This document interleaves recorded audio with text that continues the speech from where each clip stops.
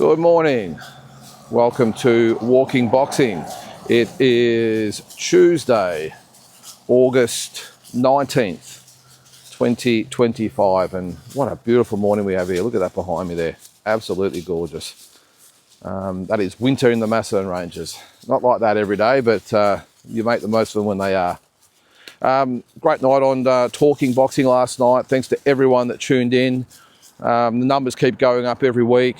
Subscriptions keep going up as well. So I really appreciate everyone that watches, comments, and everything else on the show. It's very, very much appreciated. And I love spending the 2 hours talking with you guys. And as I said, it's really great to see the numbers grow and the feedback grow as well. So yeah, another interesting night last night. We had a fair bit to talk about. I mean, the main thing on everyone's minds was the Zerafa situation yesterday, and Nikita, and a few other bits and pieces. And Usyk, Moses Altama actually was one of the main points of discussion, but it was good to have a little bit of variety last night as well. We'll start with On This Day. And back in 1995, it was the return of one of the most dividing heavyweight champions of all time. Talking about Iron Mike Tyson. In 1995, he came away from a little bit of an extended holiday and came back to fight Peter McNeely in his comeback fight. Now, I think he had his last fight, I think it was the end of sort of 91. It might have been the Razor Ruddock rematch, I think. I can't remember, but that would have been, I think it was the fight. So it was their 3.5 to 4 years out. And they wanted, obviously, someone that Mike could look good against, get the ring rust off, and they chose Peter McNeely. And what was funny about this fight is that it almost reminded me of a WWE type of show where they had the interview with Peter McNeely in the change rooms before the fight, and it was an emotional speech by or interview by Peter McNeely.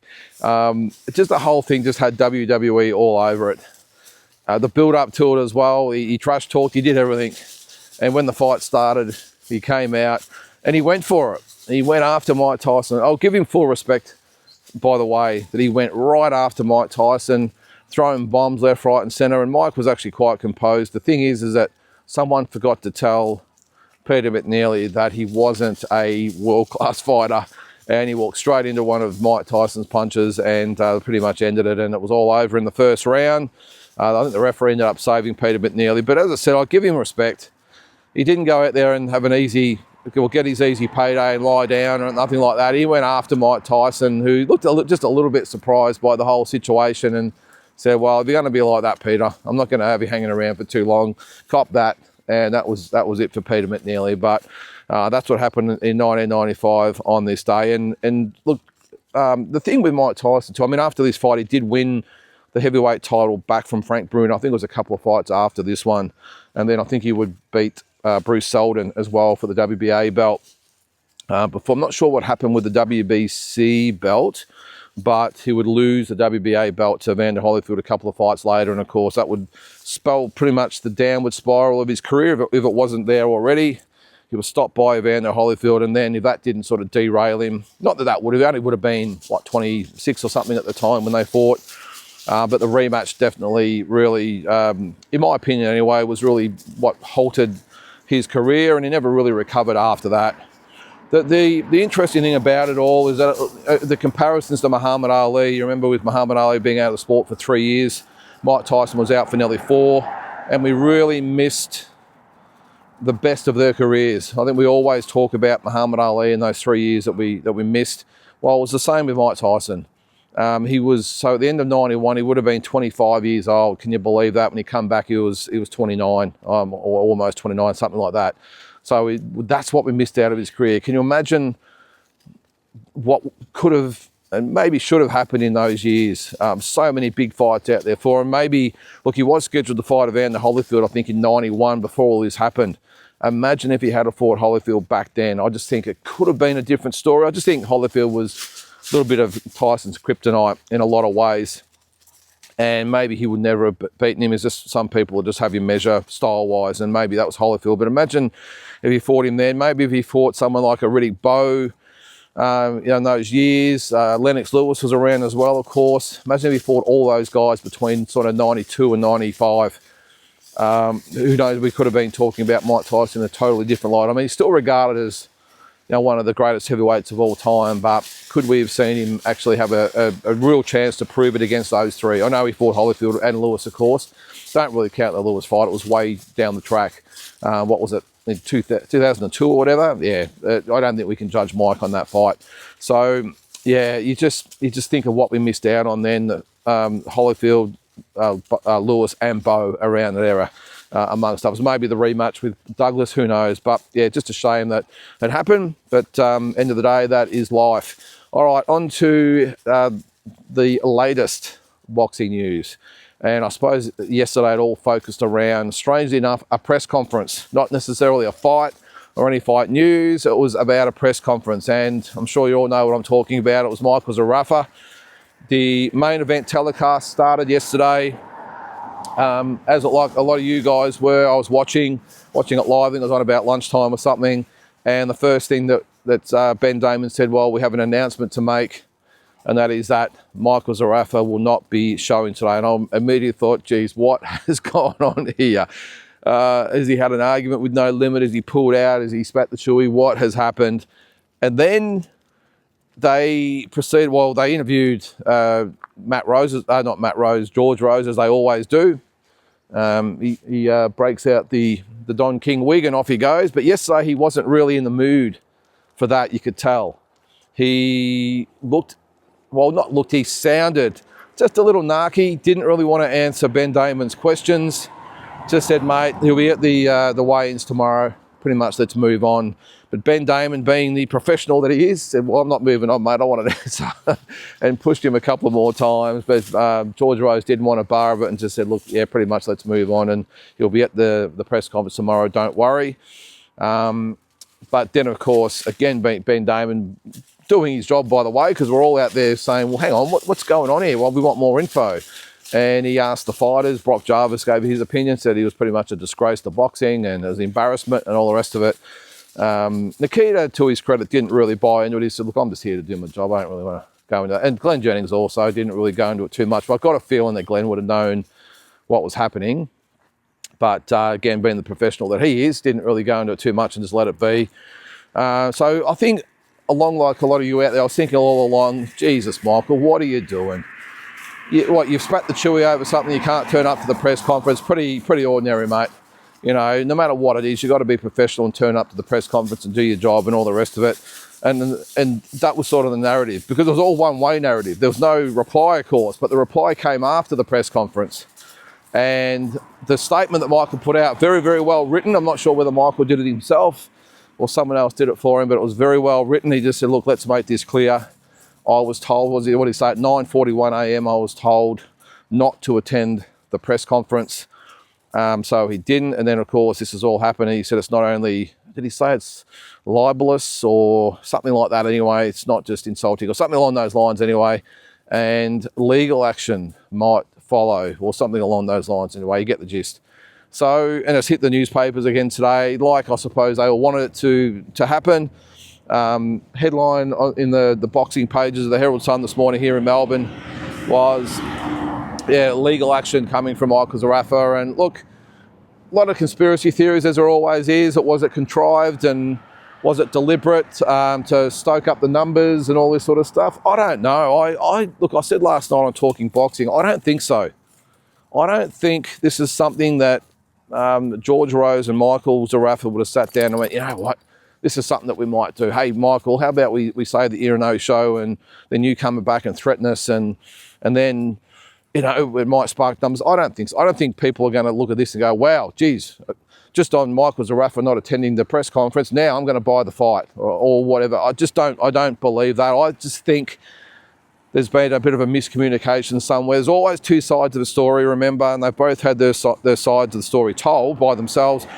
But together, they just do not make sense. How can you be so far off the mark is the question I have.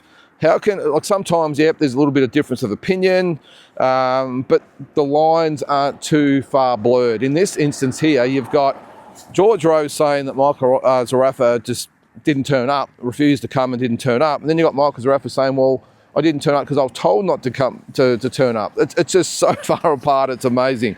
But either way, I think there's been a miscommunication somewhere. Maybe it was a third party was involved and they just relayed the wrong information. I don't know. But when you look at it in regards to the conspiracy theory sort of stuff, Michael Zarafa is like, love him or hate him, he's still a professional fighter, a professional athlete, and in some respects a professional businessman. These guys are businessmen, remember. He talks about his brand and everything else. Well, I would think that Michael would say, hey mate, sell your own show. All right, I'm on the event.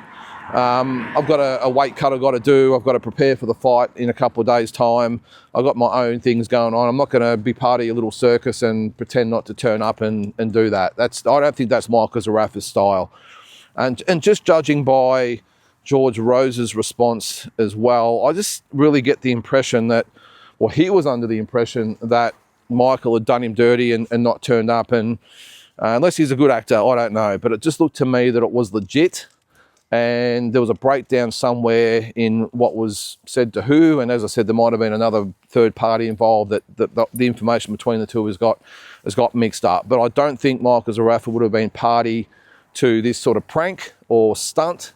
And I don't think George Rose, well, I mean, who knows, the promoters do all sorts of things, but I really don't think he would have told Michael Zarafa not to turn up. The only thing that might have happened if he did in fact say not to turn up is that he didn't want any potential issues with Nikita, because obviously he'd said that Nikita was an embarrassment to the zoo name that morning, I think it was, based on some of his recent comments. So a lot of things involved there, but yeah, well, if they wanted a circus, they've got one, because everyone's talking about it, everyone's got a theory, and it all revolves around to simply someone not turning up to a press conference.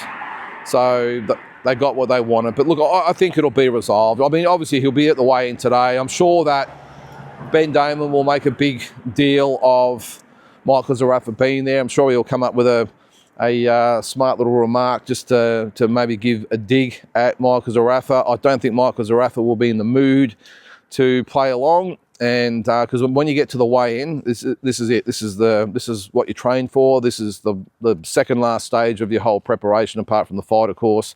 So I don't think he'll be in the mood to joke about it. And again, I'm sure they'll press him for it, but I wouldn't be surprised if he just say, look, no comment, it's in the hands of my lawyers and whatever. The only thing I will say, though, with this as well, is that I'm really surprised that, especially things like legal action are being brought up and the negative remarks coming from Michael towards No Limit, because I always thought that, I said last night on the show as well, that I thought that No Limit almost sort of did Michael a favour by signing him, because I remember at the time Michael didn't have a promoter. This is a couple of years ago, and No Limit sort of brought him under the umbrella, potentially to sort of keep him in mind in case the zoo fights happen, whether it was Tim back then, whether it might have been Nikita or whatever down the track, but got him on board just to have him in the stable, just so they could have full control of a potential fight if it did happen. So I thought that, yeah, as I said, he was brought in as a just doing him a favour. But the way that Michael has sort of, talked about No Limit and now there's legal action, obviously that's not the case, because I don't think a fighter that was under the impression that he was having favours done for him would act this way. But hey, look, he is right to some extent that it is his brand that people are dealing with No Limit. And yeah, look, if it is the case, I'm not sure whether you could sue somebody just for simply saying something that wasn't quite true. I don't know how all this libel stuff works and the slander and all that sort of stuff works, but I'm not sure whether this would constitute real serious legal ramifications. But anyway, I'm sure they'll all work it out. What else was said there? I think I did see a really good comment from, I'll just bring up my, excuse me, Glenn Jennings. I saw a really good interview with him afterwards as well. Actually, I'll get to Glenn in a minute. I'll firstly go to, come here, man. Come here. Just got a guy coming with a dog. The press conference itself, I'll get to Glenn in a minute, because I really enjoyed his press conference, or sorry, his interview after the press conference with Jay McAllister. I thought it was really, really well done. But come on, man, we'll get past here. Morning, how you doing? Come here, mate. Let's cross the road. Come on, let's go. Been a bit stubborn this morning. But yeah, all the fighters on there, look, obviously they all only get their 90 seconds of airtime, so they can only sort of say so much. But I thought Jazzy Parr sort of said what she needed to say, just the usual stuff from Jazzy. Ahmed Redder, yeah, look, he had a little bit to say as usual, but I just get the impression that he was just a little bit nervous about the prospect of facing Bruno Tarimo. Now, I know he's a good credit to him for taking the fight, but talking to Ben Sava during the press conference, because of course Bruno does struggle a little bit with his English, but I don't think Ben Sava could completely get his head around why Ahmed Redder and his team would take this fight. They took the fight because the other was that Billy Polkinghorne pulled out from injury or whatever, and credit to Ahmed for taking the fight, but the choice of opponent for me leaves a lot to be desired. I just think taking on Bruno Tarimo at this part of his career could really derail him, because Bruno Tarimo is no joke, and Ben Sava reminded us all of that. I mean, he's had, 35 fights. He's had some big fights. His only losses have been to really credible opponents, world-class opponents. He had, Nathaniel May, Paul Fleming. He didn't beat Paul Fleming, but was doing very, very well before that ended with, I think it was a cut eye or whatever it was, a technical draw. But, yeah, Nathaniel May, Kai McKenzie, Joel Brunker. He's beaten some really, really good fighters. So this is a massive step up. I personally don't think it's a step he can take at this stage of his career, but I give him full credit. If he can get past Bruno Tarimo, I think Ahmed Redder is the real deal and could potentially do some. Just spotted a kangaroo over there. He's not very happy with Neil looking in his direction. I think we'll go this way. But yeah, he'll get full credit from me if he happens to get over Bruno Tarimo, and he will be the real deal, and make no mistake about that, because Bruno Tarimo, he comes to fight, and Ben Sava, being a good trainer, will have him in really good condition. Who else was there? Well, Nikita, as we spoke about last night, was just, I think it was hard for him because a lot of the attention was put onto him, or a lot of the airtime was put onto him to fill, with Michael not being there, and his opponent not really giving much for not being able to speak English at all, and the interpreter was having problems interpreting, and they were sort of going back and forth. It was the sort of the airtime given to him was very minimal as well. So poor old Nikita had to sort of put in overtime for the press conference. I thought he did really well, but you can just sort of tell it's not his thing. He's not overly comfortable with it, but I thought he did okay.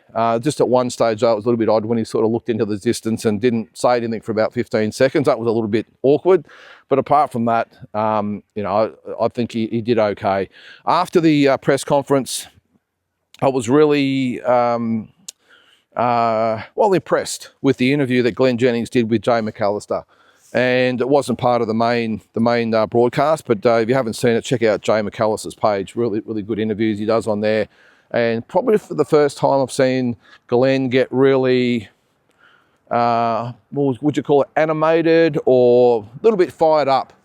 Because Jay, probably his first opportunity to have a real good talk about the Tim Tszyu situation more than anything. It didn't really touch too much on Zerafa and Nikita, just the usual, talk that you would expect from a manager. But when it comes to Tim, he was really defensive about some of the comments that have been out there, and I really supported Glenn. I thought what he said was spot on. I'm really glad that he got on there and had his say, but not in the usual Glenn Jennings way, where he's one of the nicest guys you'll ever meet in boxing. Is Glenn Jennings. Knows his stuff, but a very nice guy and will do anything for anyone. One of my favourite guys in boxing is Glenn Jennings, but I actually liked the fact that he got just a little bit heated and said, hey, look, we're looking after Tim. He wanted the fights. We gave him the fights he wanted. Okay, it didn't work out. Along those lines anyway, but pretty much saying they wouldn't take back really anything of what they did. And I support him. I've said all along that if I was in his shoes, I would have done exactly the same thing. The only thing that sort of pricked my ears a little bit is when he said that Tim didn't really take any breaks in between those losses. from the first Fundora fight, he went straight back to training for the Virgil Ortiz fight. That, of course, didn't happen because of the cut. Didn't stop training, kept going, and then took on Murtazaliev. And then after that, come straight back, got into training, took on Spence again, and then went straight into the Fundora rematch. So, look, that's probably the only thing that sort of sparked my ears, well, got my attention anyway, if that's what you call it, where I was like, geez, you're telling me after the Murtazaliev fight, he didn't take, an extended break. I would have thought after that Murtazaliev fight, I would have thought it would have been, Tim, we don't want to see you for 3 months. And then great little bit of gradual training, and don't look at anything even remotely resembling a fight for 6 months. So that was probably the only thing. But again, all that aside, they know what went on behind closed doors. But if you haven't seen it, look at, I won't quote it too much because I don't want to get it wrong, but just check out Jay McAllister's interview with Glenn Jennings on YouTube. Really, really good interview. And if you want to know exactly what happened straight from the horse's mouth, check that interview out, because it was very, very well spoken. And Jay, as I said, he has some really good interviews on there, and always keeps us up to date with what's going on in Aussie boxing. All right, one other thing, sorry. Runny nose this morning. It's a little bit chilly. All right, a couple of last things. What else do we have? Oscar De La Hoya. Just a quick one on Oscar. He didn't. He didn't do an interview. He did a sort of selfie interview of himself. Is that what he does? What do you call it when he filmed himself? Anyway, he did his own interview. That's what we'll call it.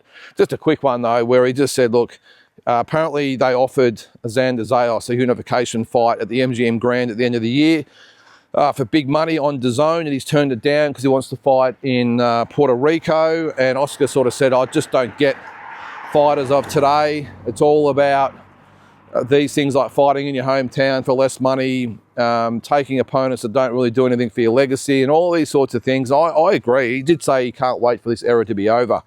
I wouldn't go that far, because I think we have had some really good fights and some really good fighters as that part of the era. But I do get the frustration. You've got to remember, Oscar is from the era where money was probably secondary. It was all about legacy and titles and fan recognition, all that sort of stuff, getting into the Hall of Fame, all those types of things were what drove fighters like Oscar and Chavez and Duran and Hearns, Leonard Duran, Hagler, all those types of fighters.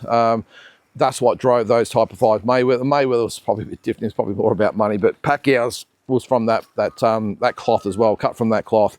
But I can understand his frustration, because that's what they did. There was none of this, going back and forth on social media and just foregoing fights because it wasn't the right fight at the right time and all this sort of stuff, and it hadn't percolated enough and all this sort of bullshit. It was like, hey, he's one of the other best fighters in the division. Let's go.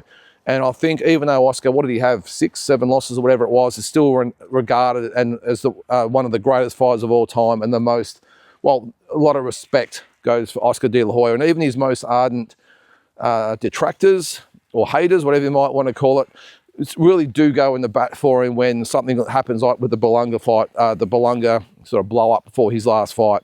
So I just think the fighters of today have got to get out of their heads that it all just comes down to an undefeated record and how much money you make. I know it's about money, I get it. But this is where I think someone like a Terence Crawford's legacy is going to be behind someone like an Oscar. Now, he could have been a better fighter than Oscar, who knows? But his legacy will never be what Oscar's is. He might never lose a fight. He might beat Canelo once, maybe twice, and retire. And in his mind, he'll think he's above someone like an Oscar De La Hoya, but he won't be, because he hasn't got that legacy. Beating Canelo will obviously help, but I just think this modern day mentality of just undefeated records, fight as pretty much rarely as possible and just take the big paydays when they come, that's the difference between someone like, I think, a Terence Crawford and an Oscar De La Hoya. And that's probably why guys like Manny and Floyd and all those types of guys, Miguel Cotto, Felix Trinidad, this from that era, I think anyway, will always be regarded higher than fighters like Crawford and Spence and all these fighters of today. Canelo's the exception. He'll be in the Hall of Fame. Well, he will be anyway. So will Crawford, of course. But Canelo, I think, will be regarded a lot higher as well, simply because he always fought the best fighters at the best times and went up multiple divisions, all that sort of stuff. Anyway, I know everyone's little criteria is different to each other, but I can understand Oscar's frustration about today's fighters and the lack of, I suppose, motivation to fight all the other best fighters in the division. So anyway, having said that, guys, I'll let you make your own calls on that. Give me your comments as always down below, and look forward to catching up tomorrow.